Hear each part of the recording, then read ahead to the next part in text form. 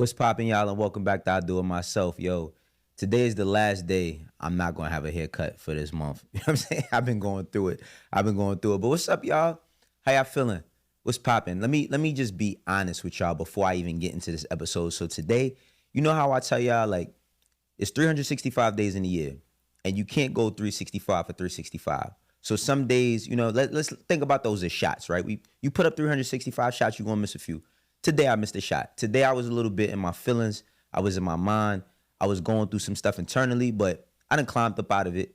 I done climbed up out of it, and we're gonna have a good day. You hear me? We're gonna have a good day, and we're gonna have a good rest of this month because we deserve it. 2025, we face our fears. With that being said, let's get it. So, yo, this episode that I'm doing today, I'm not exactly the proudest about. And the reason why I'm not exactly the proudest about is because I got to talk about Cam and Jim. So, these is two brothers that I got a chance to watch. You know what I'm saying? Before I knew them, growing up in Harlem, seeing them, you know what I'm saying, seeing their success. And once I got into the music game, these is two dudes that have helped me in my career in more times than one, specifically Jim. You know what I mean? Jim has been there for me through two tough times I went through in my career. He's been there. It's like I always end up around him when I go through some tough shit. Cam also, you know what I mean, gave me one of my first opportunities. I got a chance to work at Diplomats for a little minute. And with that being said, I'm not picking no sides. And the reason why I'm not picking no sides is because I believe that both of these motherfuckers is wrong. Both of them are wrong. And I'm going to tell y'all why today. So, Cam, this whole thing started with Cam, interviewing 50. And I don't think Cam did anything wrong in that sense of interviewing 50, right? With him interviewing 50, he had, asked him about the time where he had brought Jim, 50 had brought Jim and Jewels out on stage, and that they was having, turmoil and Diplomats, and nobody really knew, but 50 brought them out on stage. At that time, it was crazy. Like, honestly, if this was in the social media era, they would have been killing. Like, it would have been so bad because, this pick a side, it would have been so bad, right? But Jim, he took a little bit of offense to it, and Cam came back to it is what it is, and he addressed it. And, I owe this to y'all to talk about this because y'all are the audience that has been helping me and pushing me. So, yo, let's just watch this clip, and then we're going to get to my thoughts and all of that. But let's watch this clip. Now, to the next point. This all started because I asked 50 Cent a question. Cool. I thought it was cool to ask 50. The shit happened 20 years ago, however many years ago. I thought it was all good. I had no problem thinking, okay, he tricked niggas out their spot, came to the spot. I know 50 said it, and they went on he was funny. I thought it was funny when he said the shit. But I didn't think it'd be a big deal because you make up with every nigga that put hands on you. But I see the pattern now. If a nigga agree to disagree with you and don't want to take it that route because they got some genuine love for you, you keep going on and on and on. Every nigga that put hands on you or you get told, you cool with them. I see you with C Gutter. Junior Mafia, cool. I see you taking pictures. So, okay, we done got that one done, right? But then there's the conversation of, Cam and Jim and where Jim is from and is he really from Harlem, and Cam addresses that as well in this clip. Let's check it out. You are a guardian angel and designer, nigga. What the fuck is you talking about, my nigga? You are from the Bronx, bro. You are not from Harlem. Why do you keep thinking that you are from Harlem, bro? You are not from Harlem. I did not grow up with you, my nigga.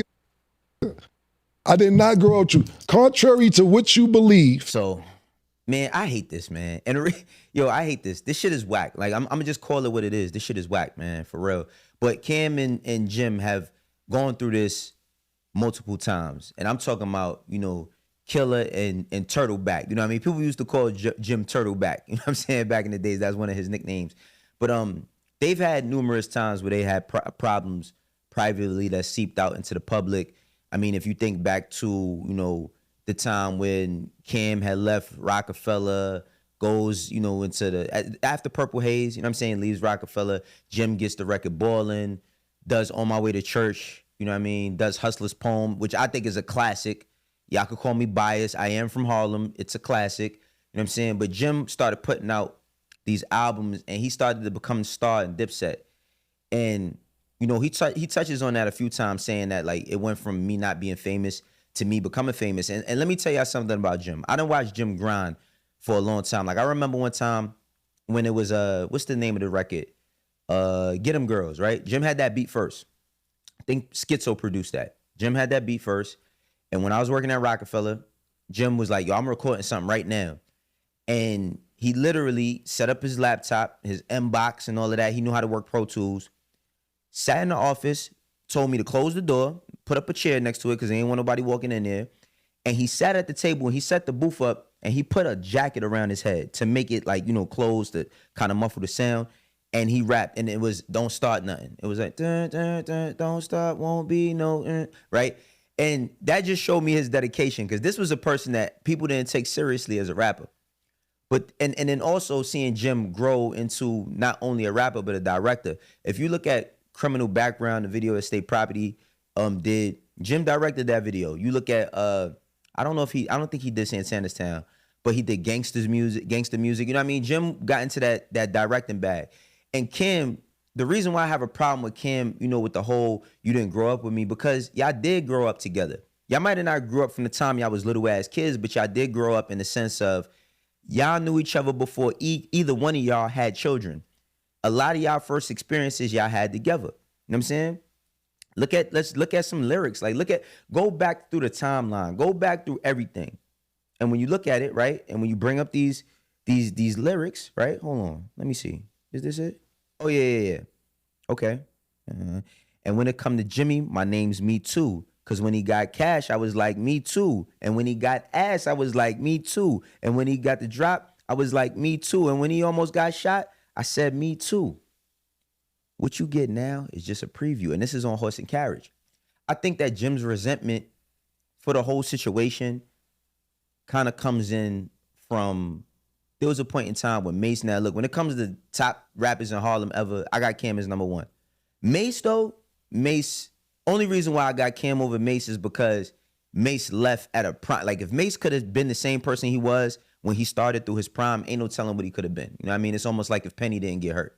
I'm saying, would he have surpassed Michael Jordan? He had all the skills. He had all the skill sets. So I think that Mase would have been there, but you got to go off of what it is and not what it could have been, right?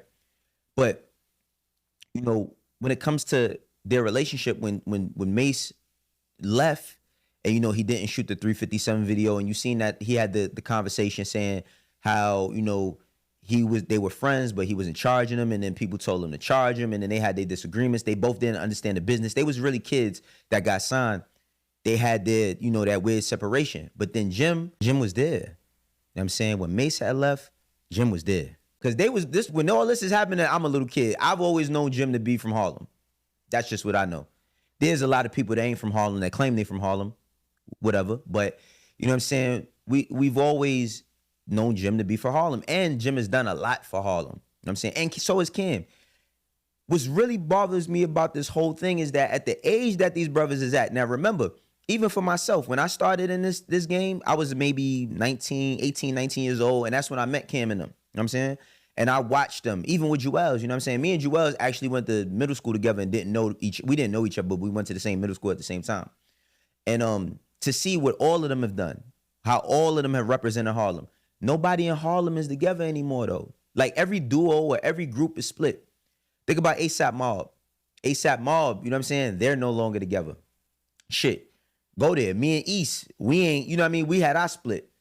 Cam and Dipset, you know what I mean? They had they split. You know what I'm saying? Everybody's had their splits. And I just look at for how successful all of us have become within our own right. You know what I'm saying? Like, what do we have to stand on? Now, another reason why they never stayed together too is because they never were a group. Because a lot of people compare them to the Locks, but the Locks started out as a group. Dipset was a collective. State Property is a collective. ASAP Mob is a collective. When you got them collectives, it's not the same as being in a group, because when you're in a group, everybody got the same goals and the same paths. And then once, you know, they get high and then they, you know, they stray away, everybody do their solo shit, whatever. And I mean, it's just hard to manage those situations. I'm pretty sure Styles P, Kiss, and Sheek have gone through their problems too, but they've never made it public. And this is the reason why it's like, damn, like how do we even lead the younger niggas behind us? Like, what do we tell them? You know what I'm saying? when I'm looking at Cam and Jim, and I'm like, I love what they doing. I still speak to them. You know what I'm saying? I love what they doing on, and it's like Jim has always been on his independent work with all of the artists that might not get a shot because he was that guy. So I think he sees a lot of himself and a lot of the artists he works with. That's why he's always willing to give an up and coming artist a verse. And Cam, you know what I mean? Cam, he had the point of wanting to be a superstar. It didn't happen. And he has a hit record, songs with Mariah Carey, all types of shit. And then them egos and that money clashes. But, you know, Mase, he called MREC TV, and he has some stuff to say. Let's listen to what Mase had to say.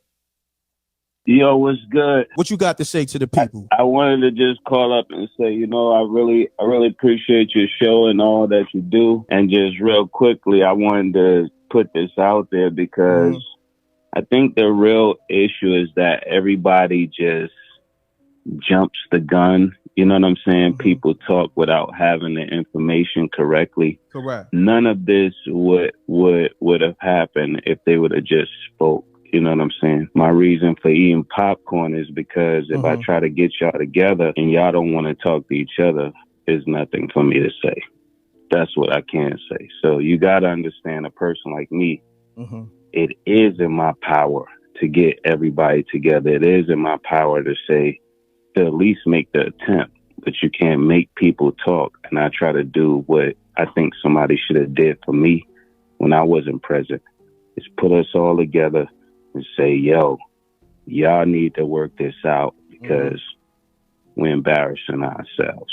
That's how I personally feel. So all I could do is just sit there. Well, I can't scream at him. So, I can't scream. Mase comments and, you know, of course, I mean, I'm not mad at what Mase is saying, but Mase was like, you know what I mean, with the popcorn, you know, it's all performative. A lot of this is also performative. You got to remember, all of these brothers is entertainers. My thing is that y'all all love each other. You know what I'm saying? Y'all all had y'all families around one another. Y'all all been around each other in like crazy situations as far as life. Had to defend each other, protect each other, being on the road, broke bread with one another. You know what I'm saying? Shared tears, a joy and pain together. So it's like, it just makes it a little bit uneasy, especially being from Harlem. You know what I'm saying? And the whole thing with Jim being from the Bronx. See, now that's the thing. Geographics, and when it comes to Harlem and the Bronx, is crazy because I was born in the Bronx. I moved to Harlem when I was 12, and I lived in Harlem majority of my life. I've never lived anywhere else other than Harlem longer than any other place. But I was born in the Bronx. I love being from the Bronx. I tell people that all the time. You know what I'm saying? But I also love being from Harlem because Harlem made me into the man that I am today. You know what I'm saying? And you know, even the conversation of that. I just think it's Cam being performative, but it's funny. You know what I'm saying? It's funny. And for him to say that he was a fan, it's like, come on, man. Like, why we gotta go there? But, you know, Cam did get in his feels because of what Jim had to say. And Jim, you know what I mean, he's on Justin LeBoy's podcast. Shouts out to Justin LeBoy, you know what I mean, respectfully, the podcast and all of that. And Jim has some stuff to say about Cam. And let's watch this. Come to your show. Them niggas be on my dick, right? Them niggas ain't got nothing else to think about but Capo. I did a lot for them niggas in their life. You heard? Both of them. Pause, though. Get off of my dirt. There's only space on there for baby girl, man. Come on, man. Tugging on my shit like that. Yo, you never clear shit up, and we never hear your side of the story. Cam was like, I thought we could pull it together. Next thing I know, I see Jim performing with That him. nigga ain't think nothing. He could pull nothing together. He couldn't do nothing with me. He couldn't tell me nothing, nigga. Like, let's not get this shit twisted. Like, nigga, nobody could tell me nothing, nigga. So, you know, that's why, you know, Cam said, I don't play all that dick shit and, you know what I mean, and pause. And I mean, I play pause too, but, you know, I just think that lines of, you know, and like I said, they've done this plenty of times, but lines, you know, have been crossed when it comes to disrespect. Could this have been resolved with a phone call? Of course it could, but egos is in order. I, you know, salute to Cam for what he's doing. I mean, what it is, with, you know, the Come and Talk to Me network, him and Mase. I think that, you know, and y'all seeing him wild Elliot ass up on the show today. You know what I'm saying? Like, Elliot, man, whatever. That's a whole nother conversation and story. But, you know, Cam is doing really well with this new career path. And I think Jim, was getting into this career path as well. And how strong could it be, or how big could it be, pause, if we would have been able to see them working together at this time? Like, we just seen Wu-Tang have a sitcom, not a sitcom, a drama, a show. And imagine the amount of money that they made. Imagine seeing the story of Dipset. Because Dipset, one thing about Dipset and Harlem, check out this clip from Drake and just see what he feels about Dipset. These guys right here from Harlem made us dress different, talk different, walk different, rap different, all the way in Canada. So please, the pride of New York to me, make some noise for the... So, Dipset has influenced a lot of people. Remember Fredo Santana, rest in peace to my guy Fredo Santana, but he said he named himself Santana because of Jewels. He used to wear the bandana on the tilt. Lil Durk, I remember claiming Dipset. You know what I'm saying? So their influence has impacted people all over. You know what I mean? All over. And what they've built is important. And that's why I'm saying, like, for me, it hurts to see this coming from Harlem. You know what I mean? Because it's hard enough. We are a neighborhood in Manhattan. And at one point in time, there was nothing else. There was nothing that existed that gave people hope like Dipset. And I'm speaking for Harlem. I'm not talking about y'all who was in the West Coast that said, we ain't never listened to Dipset. Not talking to y'all. I'm talking about being from Harlem. Everybody from Harlem know what I'm talking about if you're watching this. And I hate to see that this is happening. You know what I mean? But this is Jim, talking about where his relationship with Cam stands at the moment. You heard? Like, they do what they do, and I do what I do. I'm very different from them, my brother. You heard? Like, very different. For real. You did? Yeah. Like, way different than them and shit like that. And I ain't here to put nobody business out there, none of that type of shit. I'm not that type of nigga. I ain't here to talk down on them niggas. Yeah. I don't care. Them niggas know what I do. You heard? And they know what I've done. And they could dance around it all they want and shit like that, joking. But they know, nigga, if I get upset, it's gonna be a real problem. And I can tell you about times that I did get upset. And I can tell you about times that they don't want me to talk about. You heard? The both of them. You dig? Like, this shit ain't no game. They can't play with me too much. I give them the floor to do that because that serves me no purpose. I got too much shit to worry about, too much shit to do. You know what I'm saying? Like, I hope that this could get reconciled. It's not going to happen today or tomorrow, or probably not within this next month. But, it's just been so much disrespect caused on both sides. You know what I'm saying? And again, when you see two of these guys who have so much influence, have done so much together, have done so much in music, this is just a product of the love that they got for one another. That's how I feel, because if y'all niggas don't love each other, how do y'all explain this? And you do the patty cake, get your hands up. And you do the patty cake, put your hands up. Whoa, whoa, whoa, whoa. Hey, oh, where you at? Where you at? Right there. Here we go, here we go, here we go. Yeah, how do y'all explain that, man? Cam, Jim, you know what I'm saying? Y'all have been big bros to me, man, have guided me and mentored me throughout my career. Please stop this shit, man. It's trash. It's whack. You know what I mean? And it doesn't set a great example for the legacy that y'all have left. You know what I mean? When we think about that bird, we want to think about that bird in good standings. You know what I'm saying? We want to see it fly high, like y'all always used to say. And just I hope y'all can stop this. You know what I mean? I hope that y'all can coexist in some sort of world, even when y'all not speaking to each other. But Jim already done made a song and all that, so this ain't ending no time soon. This is I Do It Myself. I might have to do a part 2 to this just to get all my thoughts out. For the ones that rock with me, you know how we doing. For the ones that don't, eventually will. I'll catch y'all later. Peace.